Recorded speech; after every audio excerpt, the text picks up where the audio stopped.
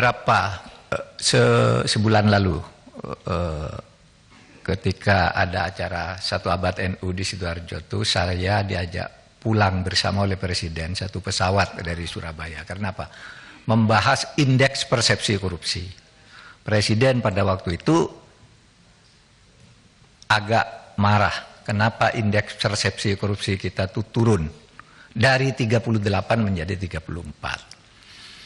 Saya lapor ke Presiden, saya sudah ngundang Transparansi Internasional.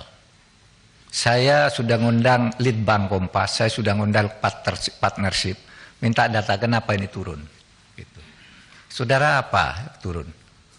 Itu kita yang turun itu di bidang pelayanan publik dan terutama korupsi di bea cukai dan perpajakan. Clear itu penjelasannya. Yang kedua, facilitation payment. Di dalam pelayanan publik di berbagai tempat itu, orang sekarang Pak bayar, mau naik pangkat bayar ke siapa, kalau tidak punya channel itu tidak bisa. Itu transparansi internasional. Sehingga saya katakan Bapak Presiden ini masalahnya yang paling besar itu ada di situ. Lalu korupsi di mana lagi? Maaf, di DPR. Baca aja di situ. Kenapa?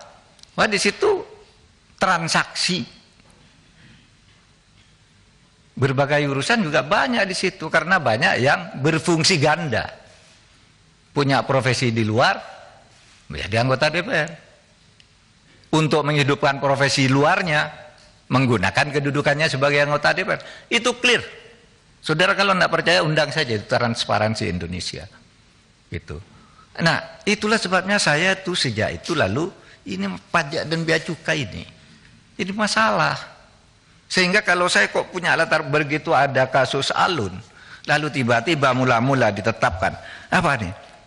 Pasal 351. Loh, kok pasal 351? Saya nengok anaknya. Mau pasal 51 itu kelalaian lah itu, bukan penganiayaan. Hukumannya ringan sekali. Lalu saya datang saya minimal 354, 355. Gitu. Karena semua orang tahu menghajarnya luar biasa. Lalu muncul tentang kekayaan ini. Muncul tentang kekayaan 56. Oh kok kaya banget. Gitu. Besoknya ditemukan lagi 500. Lalu saya minta. Coba saya minta. Itu ada kasus enggak di PPATK? Kok orang kayak begitu? Gitu.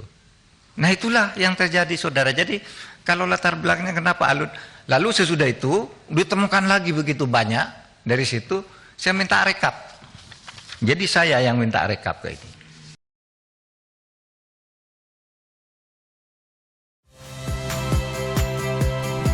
Saya Rahmat Ibrahim. Saksikan program-program Kompas TV melalui siaran digital, pay TV, dan media streaming lainnya. Kompas TV, independen, terpercaya.